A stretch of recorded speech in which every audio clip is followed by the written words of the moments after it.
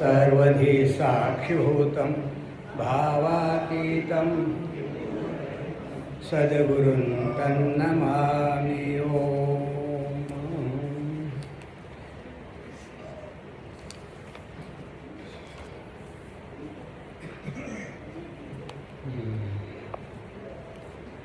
સવારમાં આપણે જોતા હતા દોડીમાં જે સાપ દેખાય છે આજ્ઞાના લીધે દોડીનું જ્ઞાન થતાં એ સાપ શું થાય? બાધિત થઈ જાય. બાધિતનો અર્થ એ છે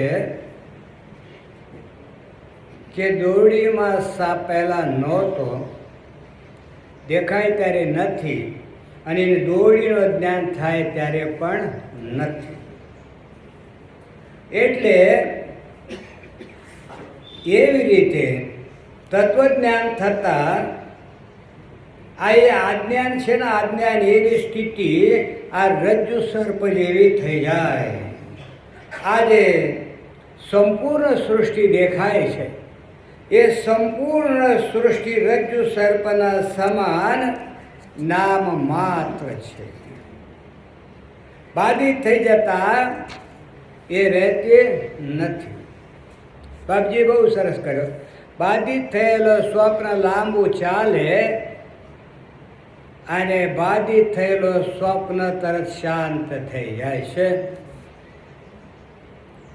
સવારે માતાજી બહુ સરસ વાત કરી બાપજી માટે કે ગુજરાતના શું છે, વિવેકાનંદ છે, પણ આપણે દુર્દૈવી છીએ કે એ વિવેકાનંદનો લાભ તો નથી લીધો. વિવેકાનંદ પછી રામકૃષ્ણને નામ નથી લીધો. કૃષ્ણાનંદજીનો હાથભાગી છે. એવા મહાપુરુષોના પાસે રહીને કોરાના કોરા જગત છે જ નહીં કે નથીને પકડવા જાય છે. અહીંયા આશ્ચર્ય છે. દોડીને સાપને પકડવા જાય, આવે હાથમાં, તો આ જગત હાથમાં આવશે તો શેને પકડવા મહેનત કરો છો? આ જે રાગદ્વેષ નિવૃત્તિના સાધનો છે ને, તે રાગદ્વેષ વધે. તમે દોડીને પકડો છો કે સાપને? એટલે આ એમાં કોઈ શંકા જ નથી. મોટા મોટા દ્વૈતવાદીઓ પણ પ્રપંચ અને બ્રહ્મથી અભિન્ન માને છે. જેટલા દ્વૈતીય છે, જો તમે પ્રપંચ અભિન્ન માને છે, ભિન્ન નથી માનતા.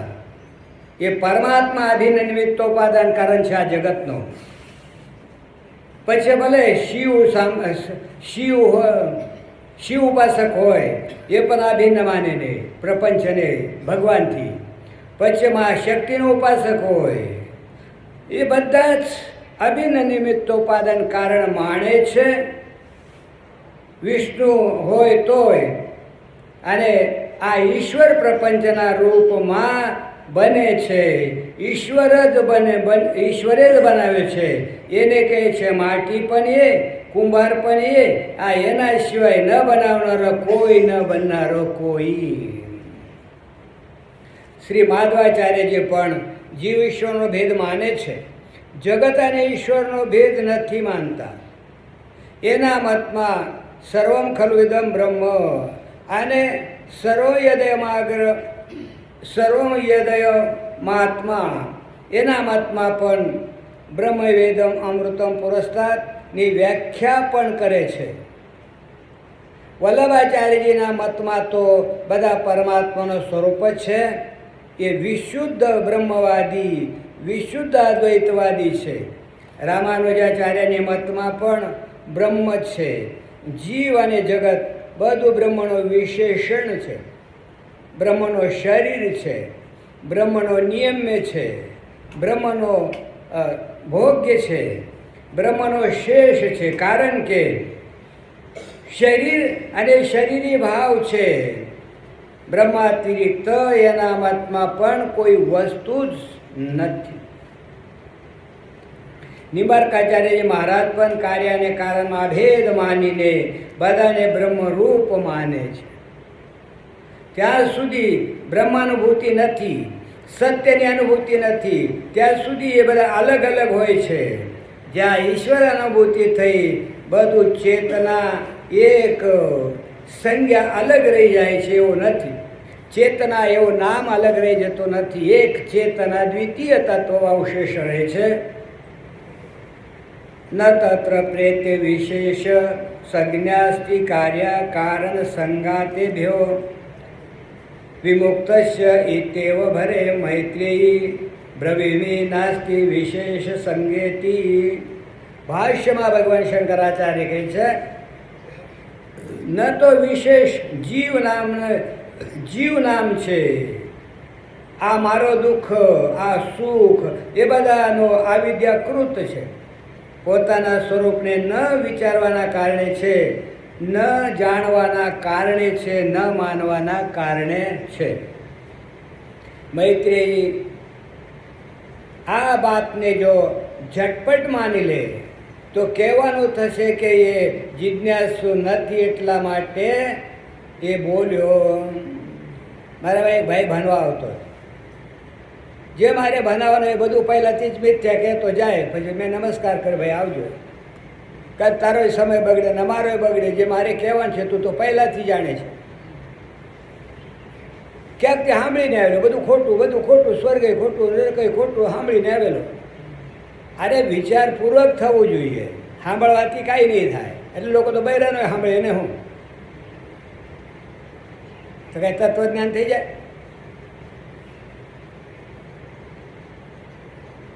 એટલે બધાના મતમાં બ્રહ્માત્રિત કાંઈ નથી. માની લે નહીં ચાલે, માન્યતા નહીં ચાલે. મતવા છે ને એ પણ જ્ઞાત્વાર્થમાં છે. મતવા ધીરોનો મુચ્છતી. એટલે ધીર પુરુષો માનીને મુક્ત થઈ જાય છે. એટલે એ મતવા છે ને જ્ઞાત્વાર્થમાં છે. સા હોવાચ મૈત્રેવ સા ભગવાન નમોહમ હન્ન પ્રયત્ય સંજ્ઞા સ્થિતિ સ હોવાચ વા અરે હમ મોહમ બ્રવિમ્યલમ વા અરમ અરે ઇદમ વિજ્ઞાય. મૈત્રેયની કહે છે, ભગવાન મેં તમારી વાત સમજી લીધી છે, પરંતુ આજે તમે કહો છો કે પ્રેત્ય મર્યા પછી કાંઈક નામ રહે છે કે હું આનો દીકરો, હું આનો બાપ, હું આની પત્ની, હું આનો આ મારો પતિ. આ એ બધું ખેડ એ હું એ મારો. તો મહારાજ પોતે તો મોહમાં નાખી દીધો છે. મર્યા પછી પોતાની કરતા સંજ્ઞા ન હોય, પોતાની ભક્તા નામ ન હોય, પોતાને સંસારી નામ ન હોય, આ પોતાની માને જાણવાવાળાનું નામ ન હોય. આ બાબતમાં તો અમે બહુ ભ્રમમાં પડ્યા ગયા છે, મોહમાં પડ્યા ગયા છે. ચિત્ત જે વિપરીત થઈ ગયો છે એ વાત સમજમાં આવતી નથી. યાજ્ઞવલ્ક્ય એને કહે છે, સહોવાચ નવા અરે અહમ મોહમ રવિની.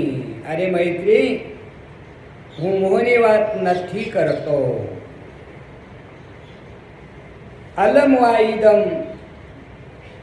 વા અરે ઇદમ વિજ્ઞાય.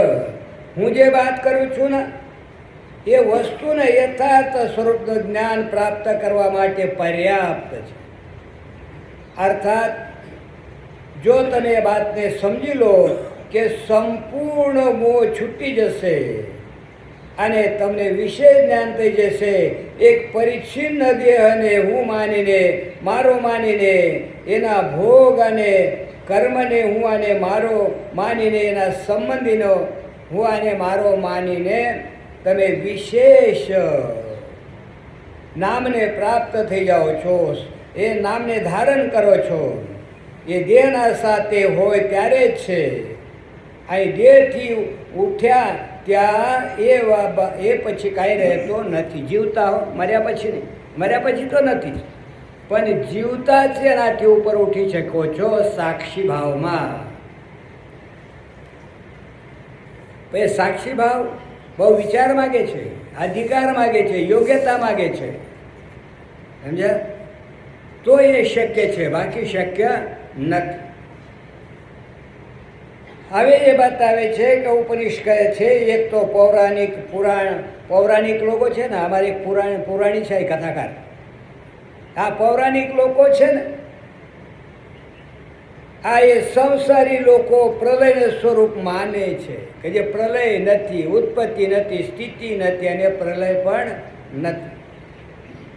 જેવી રીતે ઘડો ફૂટીને માટીમાં લીન થઈ જાય છે, એવી રીતે પ્રલય થાય ને આ બધા બ્રહ્મમાં લીન થાય કે ભગવાનના લીન થાય. અરે સાપ દોડીને જ્ઞાન થાય તો સાપ દોડીમાં લીન થઈ જાય? છે જ નહીં. આ એવી રીતે આ થાય, લીન નથી થતો, છે જ નહીં. આ સંસાર ક્યાં લીન થાય? એક પ્રલય એવો હોય છે કે જ્યાં માટી અને ઘડાને બે તત્વો સમજે છે, એમાં સમજી લીધો છે કે બંને એક છે, તો એક બુદ્ધિમાનનો પ્રલય થાય છે ને એક સંસારી વ્યવહારિક લોકોનો પ્રલય થાય છે. બુદ્ધિમાનનો પ્રલય છે કે એક જ છે, બે નથી. એ બુદ્ધિમાનોનો પ્રલય. અરે સામાન્ય માણસોનો પ્રલય, ઉત્પત્તિ સ્થિતિ પ્રલયને એ માનતા હોય છે. બે જિજ્ઞાસુ એક જગ્યાએ બેઠા હતા, આપસમાં સંવાદ કરતા હતા. ત્યાં મતભેદ થયો કે તમે આ ઘરેણાને સોનું સમજો છો? એ તો કંગન છે, એ તો કડો છે, એ તો બાજુબંધ છે, એ હાર છે, કુંડલ છે, એને સોનું કેવી રીતે તમે સમજો છો? તો ત્યાં એક સજ્જન બેઠા હતા, એને કહ્યો, એને હાથોડીથી તોડી અને એક કરી દેશો તો બધું સોનું થઈ જશે. પણ હાથોડી તોડી ત્યારે સોનું થાય ને હાથોડી ન તોડો સોનું નહીં. વિવેક માગે છે, વિચાર માગે છે. આ શાસ્ત્ર છે ને વિચારનો છે. એટલે આ મહાપુરુષો છે ને હાલતા ચાલતા વિચાર કરે છે. બાપુજીની બાબત મેં સાંભળ્યો છે. અહીં સુખદેવ કુટીરના આગળ એ તો પથ્થર એક એના ઉપર ઊંઘે, પડખો ફરે એટલે સાધનમાં લાગી જાય રાત્રે ઉઠીને. આ થાય બીજાને ગમે એને કેટલી મહેનત કરી હોય, એને ઉઠીને સાધન કરતો હોય, વિવેક કરતા હોય, વિચાર કરતા હોય, હાલતા ચાલતા વિવેક થાય. એનું એક ઉદાહરણ છે. જ્યારે ઘાટવાળા બાબાએ કીધું, આ તમે બેઠા છો એ બધાનો મને જ્ઞાન છે, બધાને જાણો છો. સામાન્ય માણસ હોય શું કહે, અમે કે આંધળા છે, આમ નથી દેખાતું? અમે તો સમજીએ કે મહાત્માને જ્ઞાન થાય, ભગવાન દેખાય ને અમે દેખાઈએ છીએ. પણ બાપુજી 12 મહિના પછી આવ્યા, એનું ચિંતન થયું, 12 મહિના પછી ગયા પછી કે બાબા આપને ક્યાં બઢિયા કહા था? बाबा ने याद रहे क्या कहा था? अरे आपने कहा कि आप सबका ज्ञान मुझे हो सकता है, मेरा ज्ञान मुझे कभी नहीं हो सकता है. क्यारे थयो? आ राजकारण पड़वाथी थाय? કેટલો ચિંતન થયો હશે ત્યારે કહ્યું કે મારો જ્ઞાન ન થાય, મને બાકી બધાનો થાય. આ મહાપુરુષોની દિવ્ય દૃષ્ટિ એમને એમ પ્રાપ્ત થાય.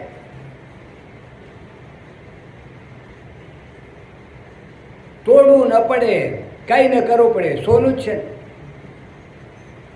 એક સોની છોકરાને કે જ્યાં સોનું લેતો આવજે, એટલે કપાટમાં હાર બંગડીઓ આ બધું પડ્યો તો છોકરો જોઈને પાછો આવ્યો. પપ્પા કહે સોનું તો નથી. બાપ જઈને બધું લઈ આવ્યો તો કે આ તો હાર છે, કંગન છે, આ ક્યાં સોનું છે?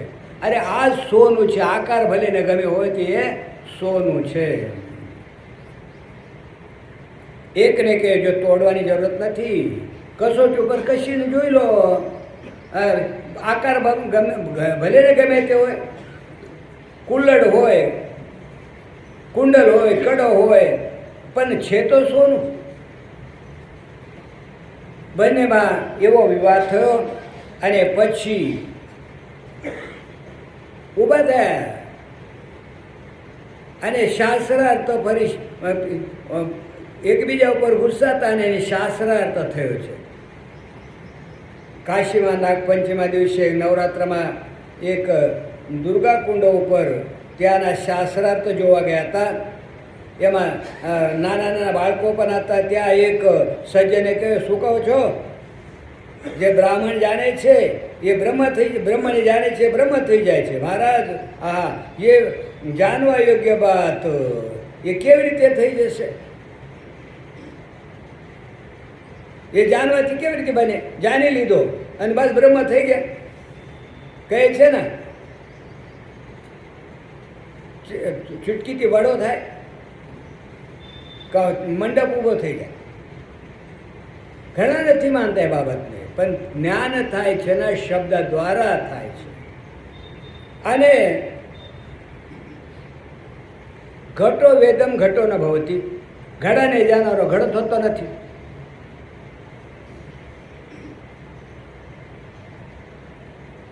અને જે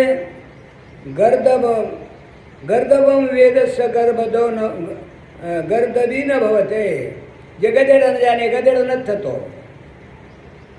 તમને ખબર છે, તમે જ્યારે ગધેડાને જાણો ત્યારે ગધેડો થઈને જાણો છો. બહારનો આકાર નથી બદલતો, અંતકરનો આકાર બદલી જાય. જ્યાં સુધી તમારી વૃત્તિ ગધેડા આકારે ન થાય ત્યાં સુધી ગધેડું ન દેખાય. એ ક્યાં થાય? આંધર ખબર? બાપુજીના ઉપર જોરા તો તમારે ગધેડ જોવું હોય તો તમારે ગધેડું થવું પડે, ત્યારે તમને ગધેડું દેખાય. તો આ કહે છે કે જે ગધેડો જાણે ગધેડો નથી થતો. હા, એ જાણ્યા વગર બોલતા હતા. યો બ્રહ્મ વેદ સ બ્રહ્મયો ભવતી, જે બ્રહ્મને જાણે છે એ બ્રહ્મ થાય છે. અનંત અદ્વિતીય જ્ઞાન સ્વરૂપ એ છે કે પ્રત્યેક ચૈતન્ય ભિન્ન છે. તત્વમસી તે તું છે, પણ યોગ્યતા ન હોય, ભાગ ત્યાગ લક્ષણ ન હોય, સમજ્યા? તો એ તત્વમસી કાંઈ કામ ના આપે. અહમ બ્રહ્માસ્મિ, જેના દ્વારા જે સમજાવેલો છે એ વસ્તુને જાણવાથી જો વસ્તુથી અલગ સમજતો તો એ પૂર્ણ વસ્તુ બ્રહ્મ નહીં થાય. એ બ્રહ્મ નથી. તત્વજ્ઞાનીનો જે પ્રલય છે એ વસ્તુ તત્વને પ્રલય જાણી લેવાથી થઈ જાય છે. વસ્તુ તત્વને જાણી લે ને પ્રલય થઈ જાય. એટલે બ્રહ્મને જાણી લે એ એનો પ્રલય. અને આજ્ઞાનીનો પ્રલય છે વસ્તુ લીન થઈ જાય, એટલે એને લોકો પ્રલય કહે છે. એટલા માટે પ્રાકૃત પ્રલય ત્રણ છે: નિત્ય પ્રલય, નૈમિત્તિક પ્રલય અને મહાપ્રલય. આત્યંતિક પ્રલય કેવળ બ્રહ્મવેત્તાઓ માટે હોય છે. કયો પ્રલય? આત્યંતિક પ્રલય. બાકીના ત્રણ પ્રલય બધા માટે છે. નિત્ય પ્રલય રોજ થાય, ઊંઘો જાગો, ઊંઘો જાગો. અરે નહીં, ક્ષણે ક્ષણે થાય છે. આ વૃત્તિ જે પહેલાં આવીને બોલેલી એ અત્યારે નથી. એ પ્રમાતા પ્રમાણ પ્રમેય બદલાઈ ગયો છે, બહુ સૂક્ષ્મ છે. એ સમજ્યા? જલ્દી પકડમાં ના આવે, વિચારથી પકડમાં આવશે. આ એ નિત્ય પ્રલય છે, સતત પ્રલય થતો જ રહે. અને નૈમિત્તિક પ્રલય, બ્રહ્માજીને એક દિવસ પૂરો થયો, નૈમિત્તિક પ્રલય એક દિવસના નિમિત્તથી પ્રલય થયો. અને મહાપ્રલય આ સંપૂર્ણ જગતનો પ્રલય થાય ને એને મહાપ્રલય. પણ આત્યંતિક પ્રલય તો માત્ર જ્ઞાની માટે છે. એ આત્યંતિક પ્રલય તત્વજ્ઞાનથી થાય. અહમ બ્રહ્માસ્મિ, હું બ્રહ્મ છું, આ એ જાણવાથી આત્યંતિક પ્રલય થાય. આત્યંતિક પ્રલયનો અર્થ એ છે કે જેવી રીતે સૃષ્ટિના પહેલાં હતો એવો એવો સૃષ્ટિકાળમાં અને સ્થિતિકાળમાં જેવો સૃષ્ટિકાળમાં છે એવો સ્થિતિકાળમાં, એવો જ પ્રલયકાળમાં. એટલે સૃષ્ટિ, સ્થિતિ, પ્રલય એ નિત્ય છે તત્વમાં. એમાં એ માત્ર પ્રતીતિ છે, એનાથી ભિન્ન નથી. આજે પરમાત્મા છે કેવા છે? વિજ્ઞાન ઘન. એ તત્વજ્ઞાનીનો પ્રલય છે. એના માટે શ્રુતિ શું કહે છે? યત્રૈદ્વૈતમેવ ભવતી તદિતરૈતરમ જિઘ્રતિ તદિતરૈતરમ પશ્યતિ તદિતરૈતરમ શૃણોતિ તદિતરૈતરમ અભિવદતિ તદિતરમ ઇતરમ મનુતે તદિતરમ ઇતરમ વિજાનાતિ યત્ર વા અશ્ય સર્વમાત્મભૂત તત્કેન કમ જિઘ્રેત તત્કેન કમ પશ્યેત તત્કેન કમ શૃણુયાત તત્કેન કમ અભિવદેત તત્કેન કમ મન્વિત તત્કેન કમ વિજાનીયાત યેનેદમ સર્વમ વિજાનાતિ તેન કે તમ કેન વિજાનીયાત વિજ્ઞાતાર મરે કેમ વિજાનીયાત. જે જાણનારો છે ને કઈ રીતે જાણો છો? આ જે બધાને જાણે છે એને કોણ જાણે? પ્રમાતા ચ પ્રમાણં ચ પ્રમે પ્રમેતિ તથા યશ પ્રસાદાત સિદ્ધંતી તत् સિદ્ધવ કિમ અપેક્ષતે. પ્રમાતા પ્રમાણ પ્રમે જેના કૃપાથી સિદ્ધ થાય, જેના કારણે સિદ્ધ થાય, એ કોના કૃપાથી સિદ્ધ થાય? એને સિદ્ધ થવા માટે કોની કૃપા જોઈએ? કોઈ નહીં કરના, એ સ્વતઃ સિદ્ધ છે. એટલે આ જે જાણનારાને કોણ જાણે? કોઈ ન જાણી શકે. બધાને જાણે, એને કોઈ ન જાણે. એ ચેતન છે. વેદાંતનું શ્રવણ કરવાના લોકો આ શ્રુતિથી બહુ પરિચિત હોય છે, પણ ભગવાન શંકરાચાર્યને થોડા અર્થ ફેરવવું પડ્યો, કહેવું પડે કે આ સુષુપ્તિની શ્રુતિ છે. સુષુપ્તિમાં કોણ કોને જાણે? કારણ કે આજ્ઞાનીઓને થોડો આ ભાન થાય કે જાગ્રતમાં પણ કોણ કોને જાણે, જાણનારને કોણ જાણે, આ એ ખબર નથી.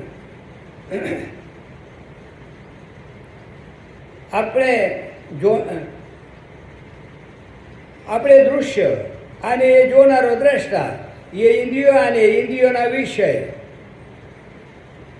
એક જ્ઞાતા બનીને નાકના પાછળ રહીને નાક દ્વારા ગંધનો સૂંઘે છે, અને આપણે એને નાકના આગળ લઈને ગંધ રૂપે સૂંઘવા માગી છે, જાણવા માગી છે. આંખના પાછળ રહીને આંખ દ્વારા રૂપને જોતો હોય છે. રામ જરો કે બેઠ કે સબબ કા મુજરા લે. કાનના પાછળ રહીને કાન દ્વારા શબ્દ સાંભળે છે. વાણીના પાછળ રહીને વાણીને બોલે છે, અને મનના પાછળ રહીને વિચાર કરે છે. બુદ્ધિના પાછળ રહીને બુદ્ધિ દ્વારા સામેની વસ્તુનું વિજ્ઞાન પ્રાપ્ત કરે છે. જ્યારે એ વિજ્ઞાન પ્રાપ્ત થાય છે તો હું ભોગતા નથી, દૃંગ માત્ર સાક્ષી માત્ર છું. તો અવિદ્યા નિવૃત્ત થઈ ગઈ. શંકરાચાર્ય ભગવાને એક પ્રાચીન શ્લોક ઉદ્ધૃત કર્યો છે પોતાના ભાષ્યમાં. જ્યાં સુધી પ્રમેયનો જ્ઞાન નથી થયો ત્યાં સુધી અન્વેષ્ટવ્ય વિજ્ઞાનાત પ્રાપ્ત. જ્યાં સુધી અન્વેષ્ટવ્ય આત્માનો વિજ્ઞાન નથી થયો એના પહેલાં આત્મા પ્રમાતા છે, જ્ઞાતા છે. અન્વેષ્ટસ્યાત પ્રમાતૈવ દોષમાત્મા વિવર્જિત. અને જ્યારે અન્વેષણ થયો, જાણી લીધો, ત્યારે જે અન્વેષણ કરનારો છે ને એ સર્વ દોષ પાપથી વર્જિત, અશનાયા પીપાસાથી રહિત પરમ તત્વ છે. યત્ર વા આસ્ય સર્વમાત્મૈવાભૂત. જે તત્વજ્ઞાનીની દશામાં, અવિદ્યા નિવૃત્તિ દશામાં એ બધું આત્મા જ છે, ત્યાં કેન કમજી ગ્રે. કોણ સૂંઘે? કોને સૂંઘે? સૂંઘનારો જોયો, ફૂલ જોઈએ ને ત્યારે સૂંઘી શકે ને, પણ જ્યાં બીજો છે જ નહીં. જ્યાં ઇન્દ્રિય પોતાના આત્મામાં ક્યાં છે કે નાસિકા રૂપ ઇન્દ્રિય હોય, અને એના દ્વારા નાસિકા ગંધ ઇન્દ્રિય હોય તો એના દ્વારા ગંધરૂપ વિષયનું જ્ઞાન થાય. ત્યાં તો જે આત્મા છે એ નાસિકા છે, અને તે જ આત્મા, નાસિકા આત્મા છે, તે જ ગંધ પણ છે. કેન કમ પશ્યત.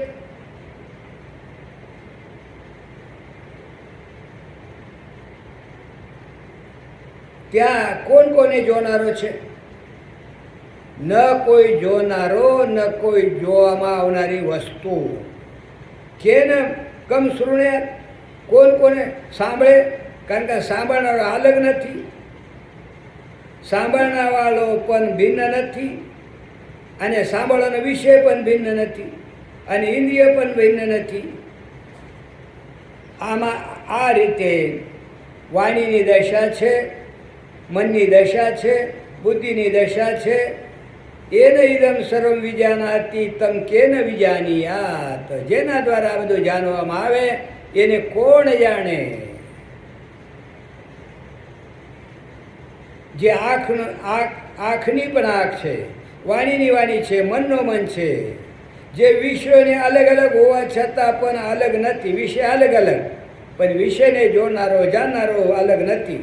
જો ઇન્દ્રિયો ભિન્ન ભિન્ન હોવા છતાં પણ જે અલગ નથી, આ એનો જો વિજ્ઞાન થઈ જાય તો જાણવાની વસ્તુ જ નથી. એટલા માટે કોઈને જ્ઞાન થતું નથી. કારણ જ્ઞાન માટે બે જોઈએ, એક જાણનારો, એક જાણવાની વસ્તુ. અદ્વૈતમાં છે, કોણ કોને જાણે? એટલે ત્યાં જ્ઞાન નથી થતું. હું જ્ઞાન સ્વરૂપ છે એટલી વૃત્તિ થાય, શાંત થઈ જાય.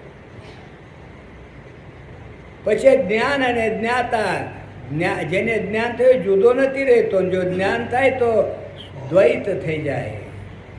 એક જાણનારો અને એક જાણવાનો વિષય કે જેનો જ્ઞાન તમને થયો. કેન વિજાનીયત, વિજ્ઞાત અમારે કેન વિજાનીયત. આ બધાને જે બધાનો જે વિજ્ઞાતા છે, જાણનારો છે, એને કયા કર્મ દ્વારા, કયા ઇન્દ્રિયો દ્વારા, કયા સાધન દ્વારા તમે જાણશો? એના માટે કર્ણ પ્રયોગની આવશ્યકતા નથી. એ ત્રુટિ, એ શ્રુતિ તમને કહે છે, જણાવે છે. એ શ્રુતિ તમને બતાવે છે, જો અરે પરમાત્માનો અનુભવ કરો. એ ક્યાં સુધી? જ્યાં સુધી જાણ્યો નથી ત્યાં સુધી. પછી જાણવા ન જાણવા પણ એમાં રહેતું નથી.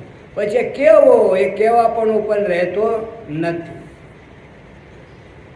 હવે આ જે મૈત્રીય બ્રાહ્મણો તેની જે વાત કરી એનો ઉપસંહાર કરે તા કહે છે,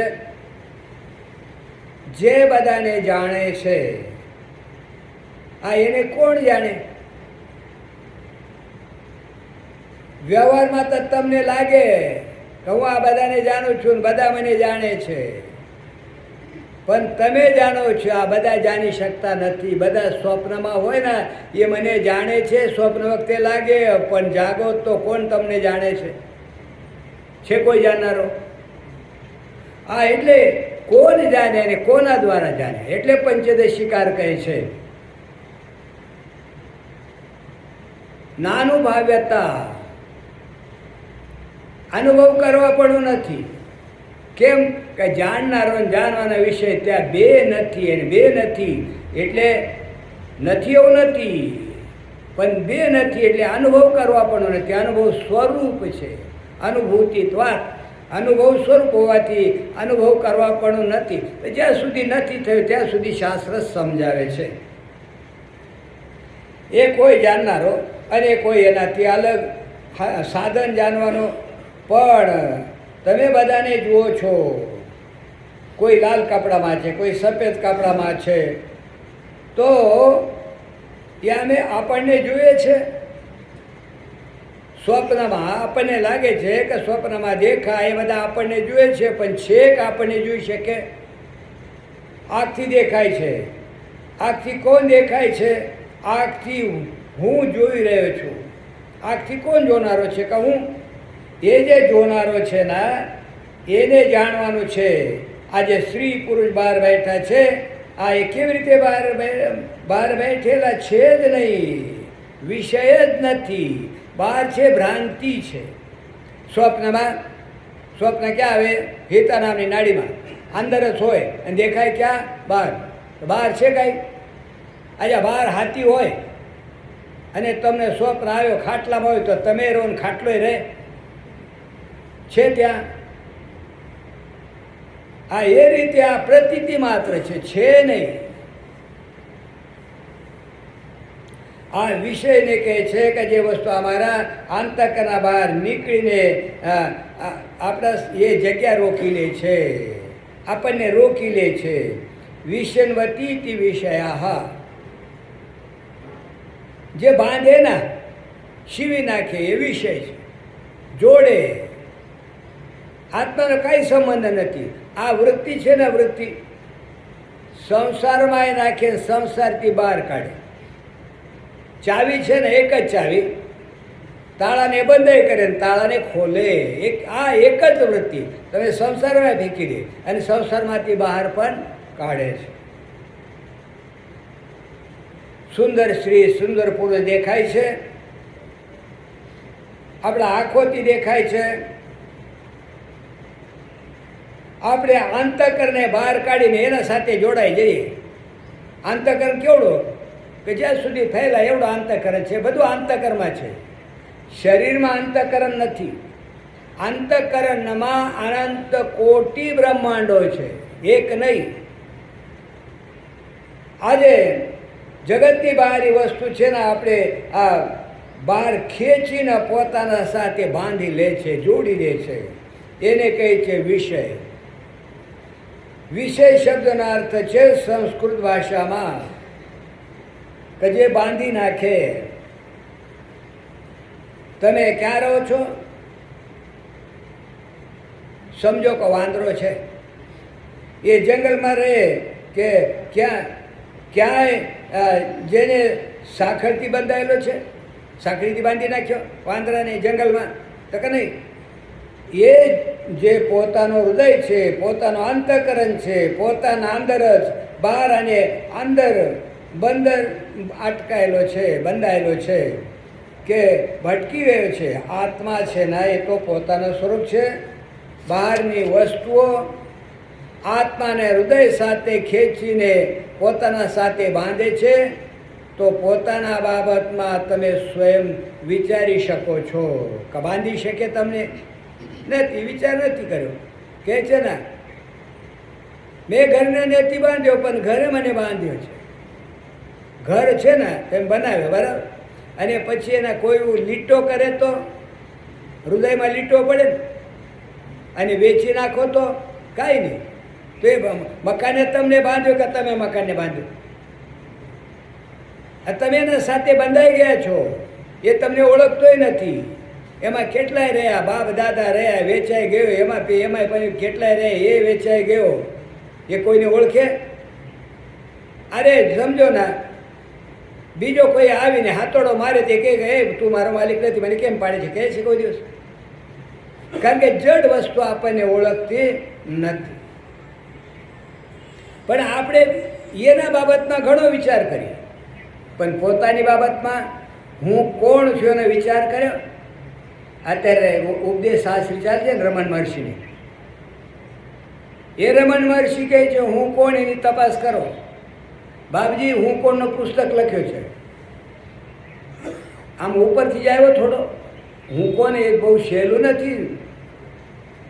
એમાં અનાવચ્છિન્નન, અવચ્છિન્નન, આ બધા શબ્દો એવા આવે ને તેમાં જ અટવાઈ જાય. એટલે એટલા માટે મૂકી દે. અને ઘણા તો આંખ બંધ કરીને ધ્યાનમાં દે એટલે અંધારું દેખાય. હવે આ એમાં હું રાખ્યો છે, કેવો નંદનવન જેવો બહાર જગત, અલ્લાહ આંખો ખોલીને બહાર જોયા કરે, પણ પોતાની બાબતમાં જાણી શકતા નથી. પોતે તો જોવાનો વિષય જ નથી.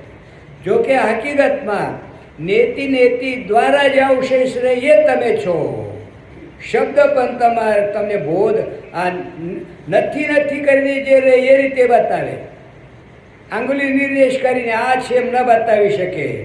જે સંસારના વિષય છે ને એ ઇન્દ્રિય દ્વારા પ્રતીત થાય છે. એને કહે છે કરણ. કરણ એટલે સાધન. હવે જોવાવાળાને જોવાનું છે તો કયા રૂપમાંથી જોશો તમે? લાલ, કાળો, પીળો, સ્ત્રી, પુરુષ, એ તો વિષય નથી. અચ્છા ઠીક, કયા ઇન્દ્રિયો દ્વારા જોશો? આંખથી, કાનથી કે નાકથી કે જીભથી, ઇન્દ્રિયોથી નહીં દેખાશે આ આત્મા પરમાત્મા. એની એકતા પણ તમારા મેળે નહીં થાય. એ એકતાનો ઉપદેશ કરવા માટે અંતિમ ક્ષણે સદગુરુની જરૂર પડે. તત્વમસી તે તું છે એ અન્ય જ્યાં સુધી ન કહે ત્યાં સુધી નહીં થાય. બીજા કહે છે કે આ તું છે ત્યારે એનો જ્ઞાન થાય, એના વગર ન થઈ શકે. એ વિષય અને ઇન્દ્રિયોને છોડીને પોતાના સ્વરૂપનું ધ્યાન કરશો તો સ્વયં પોતાને જોઈ શકશો. આત્માનું ધ્યાન થાય. અરે જે પોતાને જોશે ને એ પણ જોયેલો થઈ જશે, એ પણ સાક્ષી ભાષે થશે. એ તો સાક્ષી કોણ છે? કે તમે સાક્ષી છો. લોકો સાક્ષી ભાવમાં કાયમી રહેવા માગે છે. અરે ભાઈ, વૃત્તિ એક સરખી રહે જ નહીં. એક વખત જાણી લીધો સાક્ષી છે, પતી ગયો. એક વખત જાણી લીધો કે મારો લગ્ન થયો, ભાઈ માળા ફેરવી, કોઈ દિવસ યાદ કર્યો? જાણી લીધો એક વખત, બસ પૂરો થયો. એમાં જાણી જ લેવાનું છે, બીજું કાંઈ કરવા નથી. અને લોકો પકડી રાખવા માગે છે. મને તો ઘણા કહેનારા મળે, સ્વામીજી અમે સમજી તો ખરા પણ તમારે જેવું બોલતા નથી આવડતું. મેં બોલવાની જરૂર નથી, સમજી જાઓ ના. તમે ક્યાં બાવા છો કે તમારે બોલવું જ પડે? અમે બાવા બન્યા તો બોલવું પડશે, બરાબર? અમારે તો બોલવાનું રહે, તમારે ક્યાં બોલવાનું છે? સમજીને કામ ચૂપ થઈ જાઓ. તો સાક્ષીને વેદાંત બતાવે છે કે તમે સાક્ષી છો. કદાચ એ છે ને કોઈના માર્ગદર્શનથી, સાધનથી, તમારા વિવેકથી સાક્ષીનો જ્ઞાન થઈ શકે, પણ એ સાક્ષી બ્રહ્મ છે. સદગુરુ વગર ક્યારેય નથી. સદગુરુ મુખથી મહાવાક્યનો સ્ત્રોત્ર સાથે સંબંધ થાય, એ ક્ષણે હું બ્રહ્મ છું જ્ઞાન થાય. એટલી યોગ્યતા પ્રાપ્ત કરી, એ યોગ્યતા પ્રાપ્ત એક ક્ષણમાં થઈ જાય.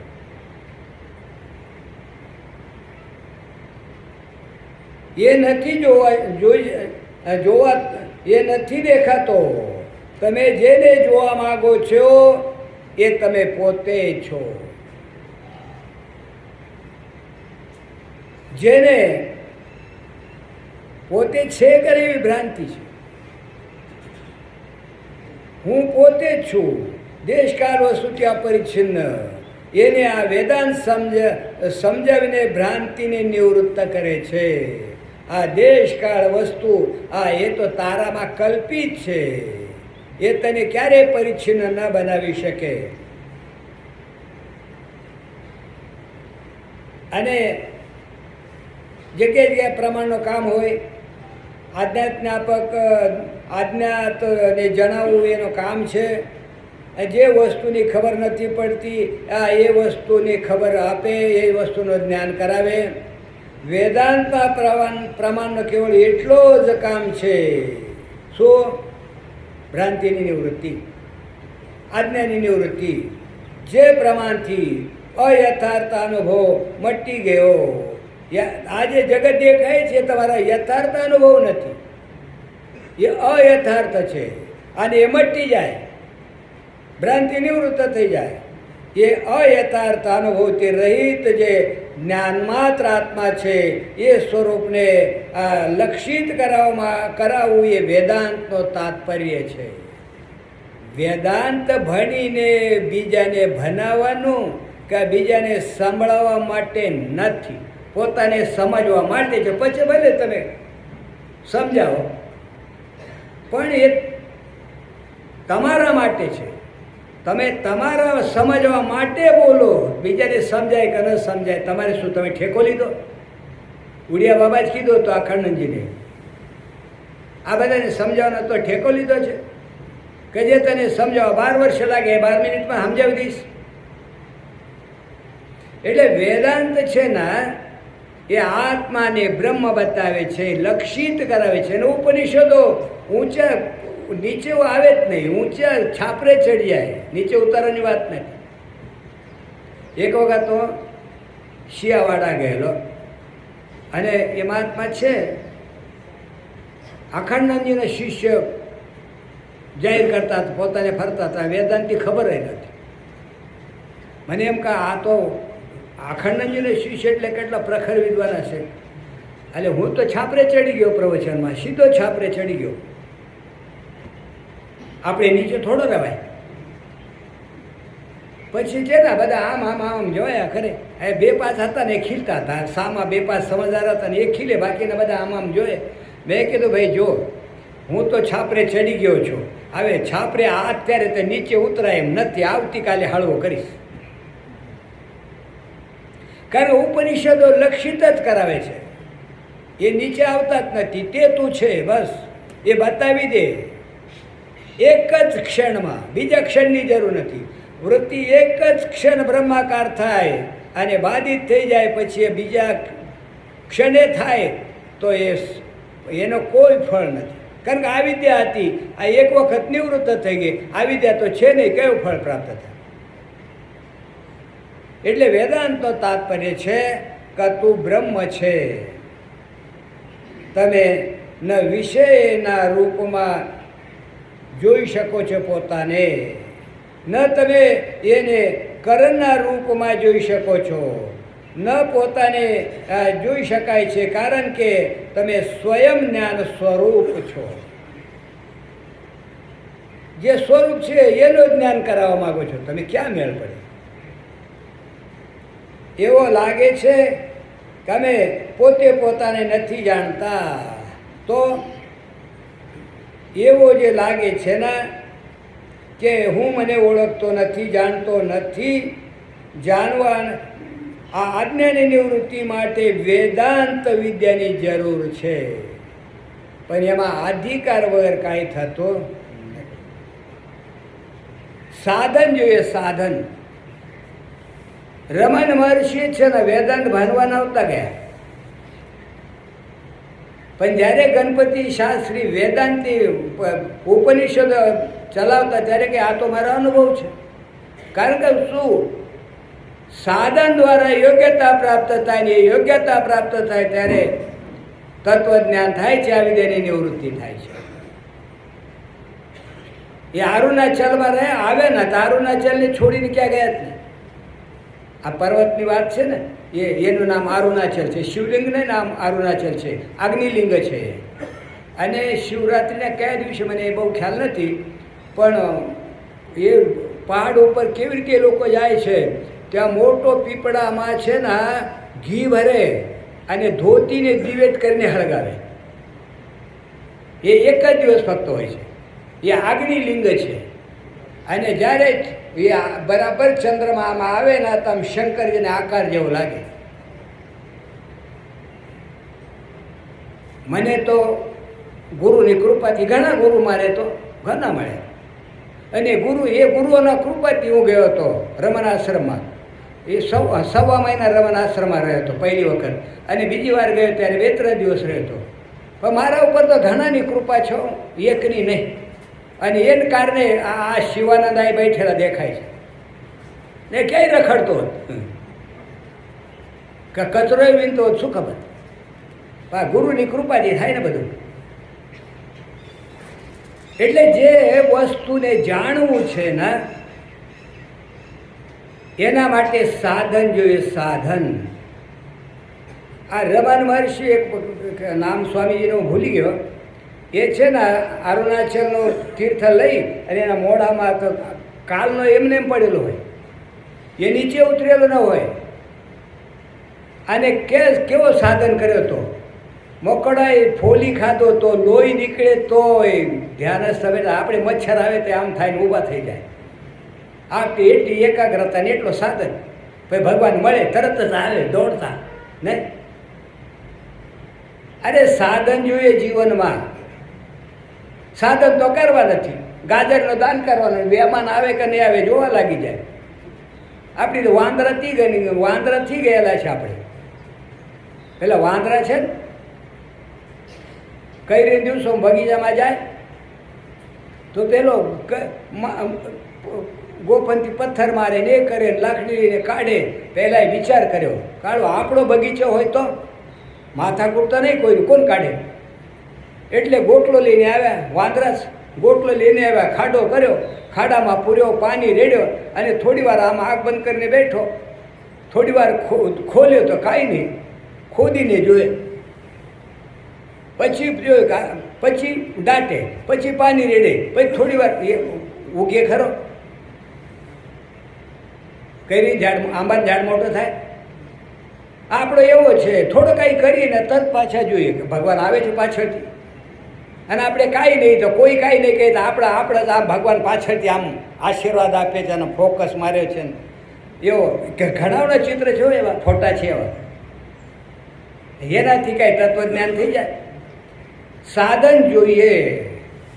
એ ગુફામાં જાઓ તમે, અત્યારે તમને બીક લાગે ને, એ ગુફામાં બેસી, ભોયરામાં બેસી મંદિરમાં એને સાધના કરી હતી. અને એમાં ગુફામાં રહેતા હતા. સાપ આવે ગમે આવે કાંઈ નહીં. એક સાધક બેઠા હતા, સાપ આવીને એના પગ ઉપર ફેન મારી. એ ગભરાયો ને આવ્યો રમણ મહર્ષિ પાસે. રમણ મહર્ષિને કહ્યું કે આવો થયો. એટલે આ ભલા માણસ થોડા વાર રહ્યો તો જે નાગને પકડ્યો હોત ને તામિલ ભાષાને તને કહી દીધો હોત કે ક્યાંય જતો નહીં. એટલે મહાપુરુષો ક્યારે આગળ વધે, જ્ઞાન ક્યારે થાય? કાંઈ ઘણા મહાપુરુષોની સેવા કરી હોય, સાધનો કર્યા હોય, ઘણાનો સંગ કર્યો હોય અને પૂર્વજન્મનો હોય. એ કેવો હોય?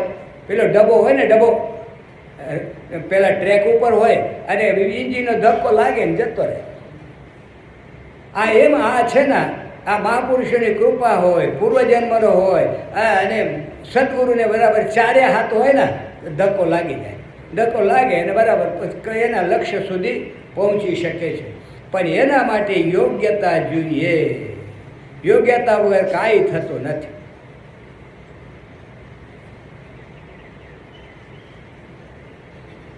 આ છે ને, આ વિદ્યા એવી સંપૂર્ણ અનર્થને દૂર કરે છે. કોઈ પણ પ્રકારના અનર્થ એટલે દુઃખ રહેતા નથી. પોતાના જીવનમાં ફરી એ આ જ્ઞાન જોડાયેલો છે, એ મિટાયેલો છે, અનર્થ જોડાયેલો છે કે નષ્ટ થયો છે, દુઃખ થયો કે મટ્યો, એ પોતાના જન્મ મરણ છે, ન જન્મ મરણ છે, ન અજ્ઞાન છે, ન ભ્રાંતિ છે, ન દુઃખ છે, ન ગમના ગમન છે. અને મસ્ત જ્યાં મસ્તી હોય છે, એ મસ્તી પણ આંતકનો ધર્મ છે. મસ્તી આત્માનો ધર્મ નથી, મસ્તારામ છે. રામતીર્થ છે ને, પોતાને રામ બાદશાહ કહેતા હતા.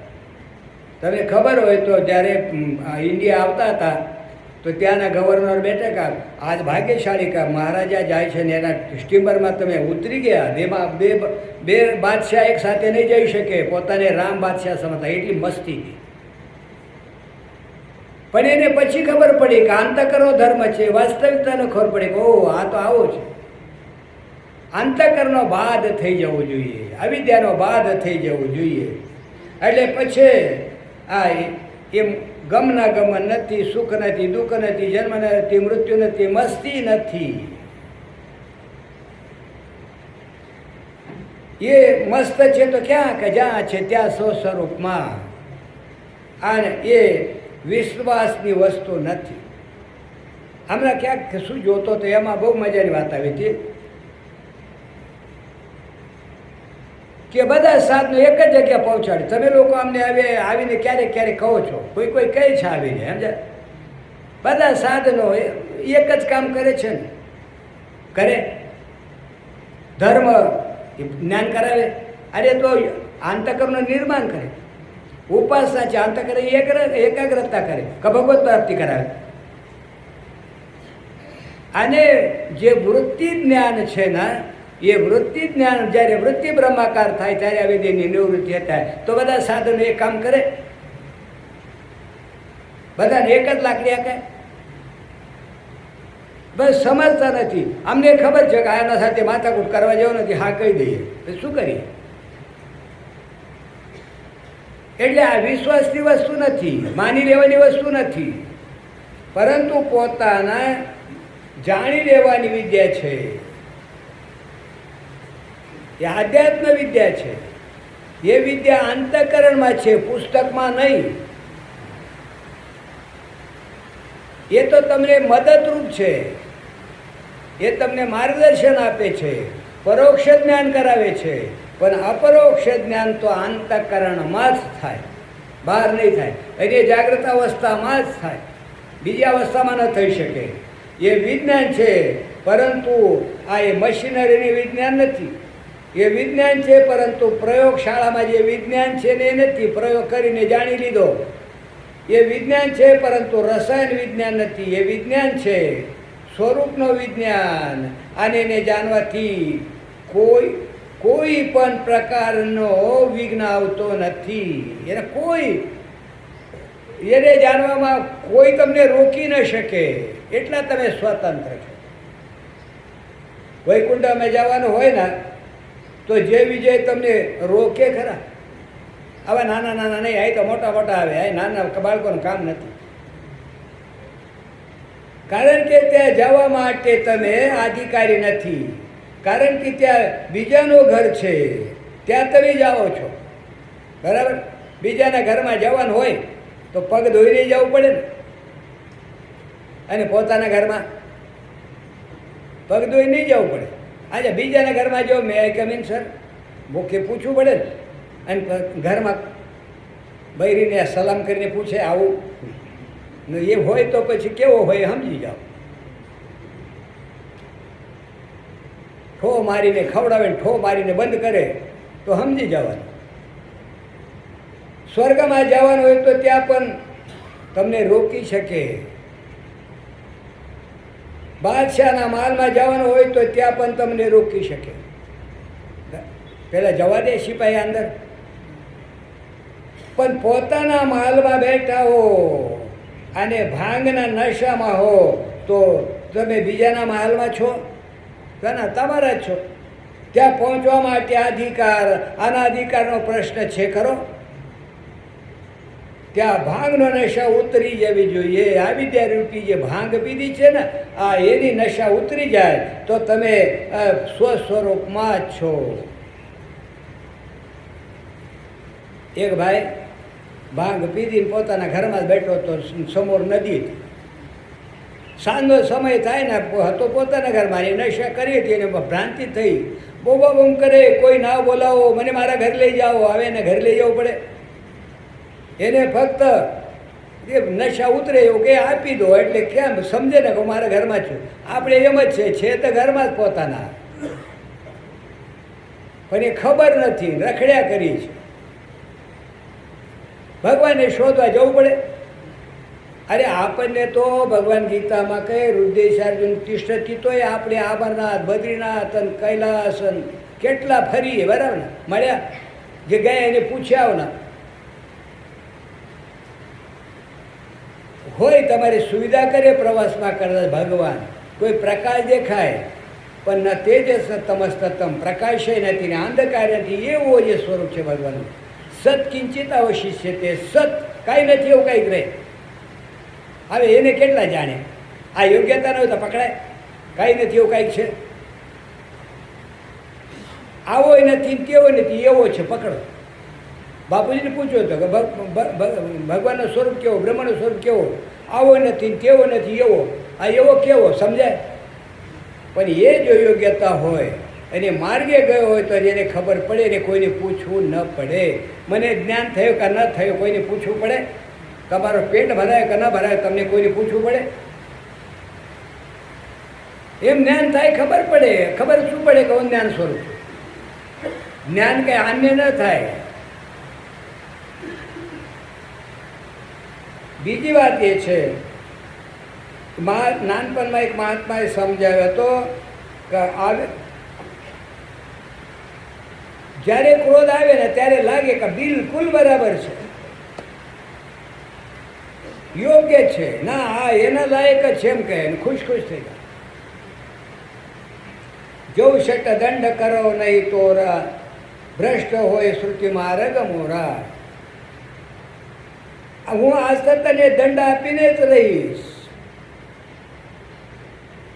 ઈશ્વર કૃપાથી કલાક 2 કલાક નીકળી જાય, થોડો પાણી પી લો, થોડો ખાવો, અને તો પછી થોડી શાંતિ મળે અને ઠેકાણે આવી જાય, ક્રોધ ઉતરે ને. પછી ખબર પડે કે ક્રોધ કર્યો મેં, ખોટો કર્યો, ને પછી ઘણા પસ્તાય. પણ ઘણા એવા હોય કે જે પસ્તાય જ નહીં, દલીલો કરે, તો સમજવાનો કે આના ઉપર ભગવાનની જરાય કૃપા નથી. ભગવાનની કૃપા હોય ને તો જ પોતાની ભૂલ કબૂલ કરે. ભગવાન નહીં તો દલીલો જ કર્યા કરે. પોતાને નિર્દોષ સિદ્ધ કરવા માટે દલીલો કરે, અને જેટલો દલીલો કરે એટલો દોષી થઈ જાય, નિર્દોષ સિદ્ધ નહીં થાય. નિર્દોષ હોય એને સિદ્ધ કરવું પડે, એવું નિર્દોષ છું. એટલે ક્રોધ ન કરવો જોઈએ. એ ભૂલ ઉપર, સંશય ઉપર અવલંબિત હતો. એ ક્રોધ એ સમયે યોગ્ય લાગતો હતો અને બિલકુલ ન્યાયિક લાગતો હતો. પણ જ્યારે સમય જતો રહ્યો, આ વૃત્તિ આપણી ક્રોધાકાર થઈ હતી, આપણો હું એના સાથે જે જોડાઈ ગયો હતો, એ હું તો હંમેશા ઉચિત છે, યોગ્ય છે, હું તો બરાબર, પણ હું હંમેશા ન્યાયિક ન હોય. જ્યાં હું ભળી જાય છે ને, દોસ્ત સાથે બળી જાય, દોસ્ત સારો લાગે, કામ સાથે બળી જાય તો કામ સારું લાગે, અને ક્રોધ સાથે બળી જાય તો ક્રોધ સારા લાગે. ક્રોધની વૃત્તિ સારી છે. લોભના સાથે ભળે તો લોભ સારો લાગે છે.